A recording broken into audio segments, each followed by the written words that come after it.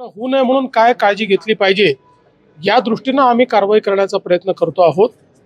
आज कमिटी देखील या ठिकाणी जी मी तयार केली होती ती आलेली आहे। ती कमिटी सर्व प्रकारच्या ज्या काही गोष्टी आहेत त्याच्यामध्ये लक्ष घालणार आहे आणि एकीकडे या प्रकरणी तर जे काही दोषी आहेत त्यांना शिक्षा झाली पाहिजे, पण भविष्यात असे प्रकरण होऊ नये म्हणून आपल्या SOPs तयार झाल्या पाहिजेत या दृष्टीने आमचा प्रयत्न आहे। निश्चितपणे त्या दृष्टीने आम्ही काम करू। सगळ्या चॅरिटेबल हॉस्पिटलच्या ऑपरेशन्सच्या संदर्भाने तक्रारी प्रचंड येत आहेत, मात्र धर्मदाय आयुक्तांच्या लिमिटेशन्समुळे किंवा त्यांच्या अकार्यक्षमतेमुळे या तक्रारींचा निपटारा होत नाही। मुळामध्ये आता आपण आपल्या कायद्यामध्ये याच अधिवेशनात बदल करून पुन्हा काही अधिकार हे धर्मदाय आयुक्तांना दिलेले आहेत। आपल्या लॉ अँड ज्युडिशरी विभागामार्फत आपण त्याची देखरेख देखील करतो।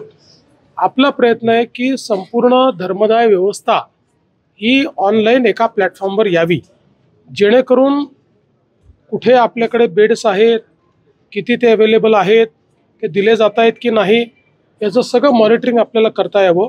आणि याकरता CM ऑफिसमध्ये जो आपला मुख्यमंत्री आरोग्य कक्ष आहे तोही याच्याशी आम्ही जोडण्याचा प्रयत्न करतो आहोत, जेणेकरून त्यांच्यावर एक दबाव राहायला पाहिजे आणि मला विश्वास आहे की पुढच्या काळामध्ये याच्यामध्ये एक मोठी सुधारणा आम्ही करू शकू। एक पत्रक आज धनंजय केळकरांनी काढले मंगेशकर हॉस्पिटलच्या वतीने। तुमचा कालचा असंवेदनशील हा शब्द फार लागलाय त्यांना।